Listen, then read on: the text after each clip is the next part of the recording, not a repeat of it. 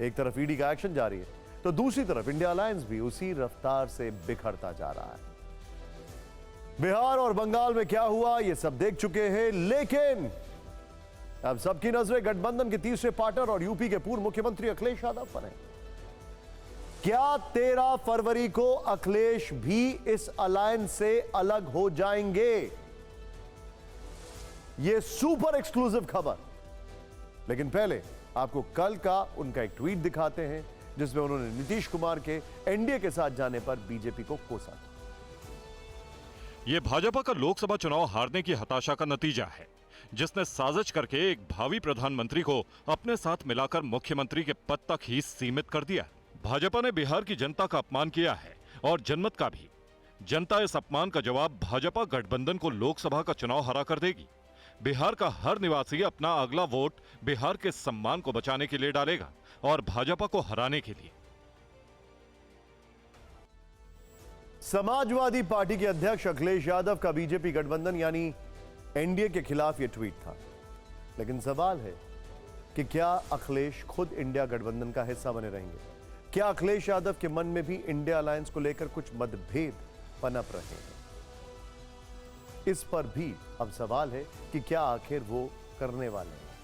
हम ऐसा क्यों कह रहे हैं? इसके लिए आपको राहुल गांधी की भारत जोड़ो न्याय यात्रा और उस दौरान बंगाल के साथ बिहार में आए सियासी भूचाल पर यह रिपोर्ट दिखाते हैं।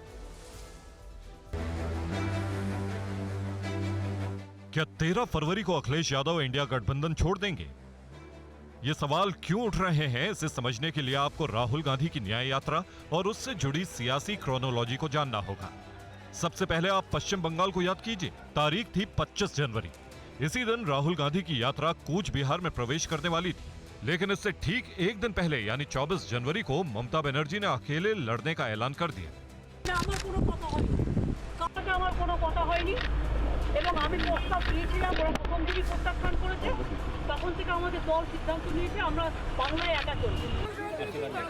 पश्चिम बंगाल से होते हुए राहुल गांधी की न्याय यात्रा बिहार आने वाली थी तो हलचल वहां भी शुरू हो गई। तारीख 29 जनवरी यानी आज राहुल न्याय यात्रा लेकर बंगाल से बिहार के किशनगंज पहुंचे, लेकिन ठीक एक दिन पहले यानी 28 जनवरी को बिहार में सत्ता परिवर्तन हो गया। आज की तारीख में नीतीश कुमार मुख्यमंत्री जरूर हैं, लेकिन अब वो बीजेपी के खिलाफ बने इंडिया अलायंस को हमेशा के लिए अलविदा कह चुके हैं। सबको एकजुट करके चाह रहे थे कि तेजी से तो सब कुछ कर नहीं रहा था, तो बेकारे हो ही गया ना कि वही लोग जाने चाह रहा था, अब तो मुक्ति मिल गई। क्या ये महज संयोग है कि चाहे ममता हो या नीतीश, दोनों के अलग होने की टाइमिंग न्याय यात्रा के अपने अपने प्रदेश में प्रवेश से ठीक एक दिन पहले की है? सिर्फ न्याय यात्रा की टाइमिंग ही नहीं, अलग होने की वजह भी लगभग एक जैसी है। पहले बंगाल और बिहार में सीटों को लेकर घमासान मचा, फिर ममता और नीतीश ने गठबंधन टूटने का ठीकरा कांग्रेस पर मर दिया। अब राहुल की भारत जोड़ो न्याय यात्रा अगले महीने उत्तर प्रदेश में प्रवेश करने वाली है। माना जा रहा है कि 14 फरवरी को न्याय यात्रा यूपी पहुंच जाएगी, तो क्या उससे एक दिन पहले 13 फरवरी को बंगाल और बिहार जैसा सीन यहां भी दिखेगा? क्या अखिलेश यादव भी यात्रा के पहुंचने से एक दिन पहले गठबंधन तोड़ देंगे? अखिलेश पहले ही कह चुके हैं कि उनको न्याय यात्रा का न्योता नहीं मिला है। बीजेपी वाले मुझे अपने कार्यक्रम में नहीं बुलाते और कांग्रेस वाले भी अपने कार्यक्रम में नहीं बुलाते हैं। यही समाजवादियों का रास्ता है। अखिलेश की तरह ममता ने भी आरोप लगाया था कि उनको यात्रा की जानकारी नहीं दी गई। हालांकि कांग्रेस का जो सूत्र है उनका दावा है कि ममता को जानकारी दी गई, लेकिन फिलहाल बात बिगड़ती है। ममता के अकेले लड़ने के ऐलान के बाद अखिलेश यादव ने 27 जनवरी को अपनी तरफ से यह कह दिया कि कांग्रेस के साथ 11 सीटों पर गठबंधन हुआ है। हालांकि कांग्रेस कह रही है कि अभी कुछ भी फाइनल नहीं। लोकसभा चुनाव के इतने नजदीक होते हुए भी विपक्षी खेमे में कंफ्यूजन जबरदस्त है। सवाल वही है कि क्या ममता और नीतीश के बाद अखिलेश भी अलग हो जाएंगे? आखिर विपक्षी खेमे में इतनी खलबली क्यों है? इसे समझने के लिए ये रिपोर्ट आपको देखना बहुत जरूरी है।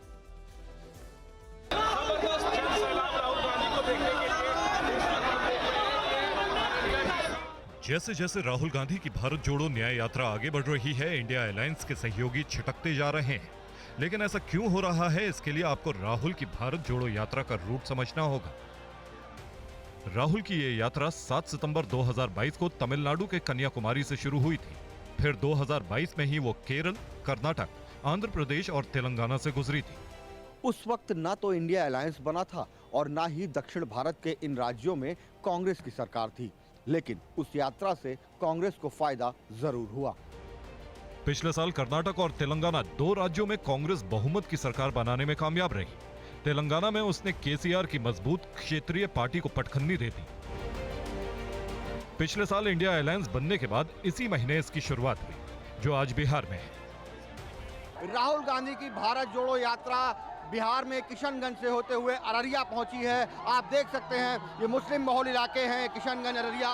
लगातार राहुल गांधी का स्वागत भीड़ कर रही है। यहाँ पर कांग्रेस पार्टी के साथ साथ वामपंथी दलों का, आरजेडी का भी झंडा दिखाई पड़ रहा है और राहुल गांधी के आसपास जनसैलाब दिखाई दे रहा है। यहाँ पर बिहार में राहुल की यात्रा पहुंचने तक विपक्ष का सीन काफी बदल चुका है। सवाल यह है कि आखिर विपक्षी खेमे में इतनी खलबली क्यों है? इसे समझने के लिए आपको न्याय यात्रा का रूट देखना होगा। पूरी सियासी पिक्चर यहीं छिपी है। भारत जोड़ो न्याय यात्रा 15 राज्यों से गुजर रही है।